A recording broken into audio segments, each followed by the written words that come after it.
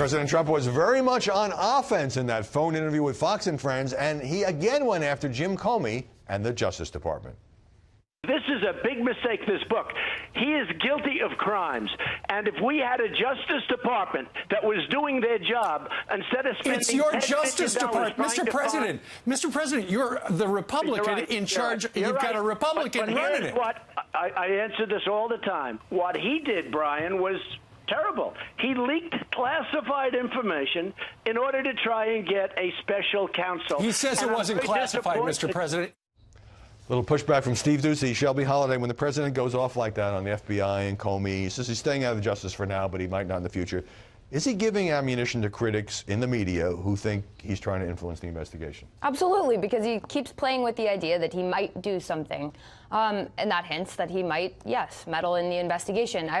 I think it's a great point. I'm glad Steve pointed out. It's your Justice Department. Everyone you're slamming here is a Republican in the Justice Department, and you have control over this, Mr. President. I think what people were surprised by, not so much the words that the president said in that interview, but his tone. When you just played the clip, you can hear how amped up he is. You know, some people described it as hysterical.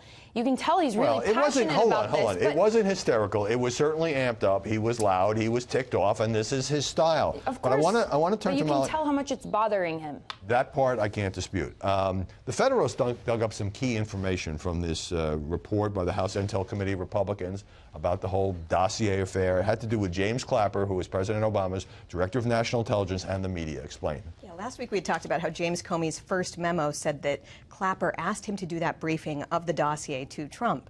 And he said in that memo, CNN is looking for a hook in order to justify writing about this. News hook, correct. This House Permanent Select Committee on Intelligence had a report, both Democrats and Republicans contributed to this actually, showing that James Clapper did give inconsistent testimony, but admitted that he had been talking to Jake Tapper, one of the authors on that dossier story, which got everything going in early January. He'd lied about it. He'd given conflicting information. We're starting to see some pieces of the puzzle put together that show that there was a really high-level contact between journalists and key top officials during the Obama administration. But you're not saying that CNN shouldn't have reported it, but you're saying that this was done in order to push the story out, that's what Clapper was doing? I think it's a great example of how when you have anonymous sources asking you to do something to push their preferred narrative, you should be really skeptical about that.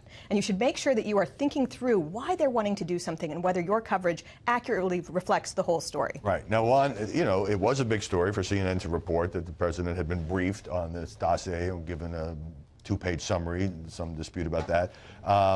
But it's a pretty damning finding against Clapper, especially if he didn't tell the truth initially about his contacts with CNN, where he now works as a contributor. Right. But I don't know that this is so different. I mean, obviously, when you're a reporter in Washington and you're trying to get sources, if you can get to Clapper, if you can get to Jim Comey as FBI director, or or Andrew McCabe, for example. McCabe was found to have lied about contacts with reporters, apparently Wall Street Journal, apparently unauthorized. But the idea that reporters, that an Anderson Cooper or whoever is going at these sources, and that the sources calculate about the impact of media exposure for a piece of information that was so explosive is not crazy. But I would like to add, we know that the man who wrote the dossier was briefing reporters, including CNN, earlier that year, and that is likely why CNN had the information in the first place. Right, but this thing about a news hook and Clapper not telling the truth, according to this report, and getting it to CNN as a way of putting it out, raises a whole set of questions. Shelby Holiday, Juan Williams, Molly Hemingway, thanks very much for coming by this Sunday.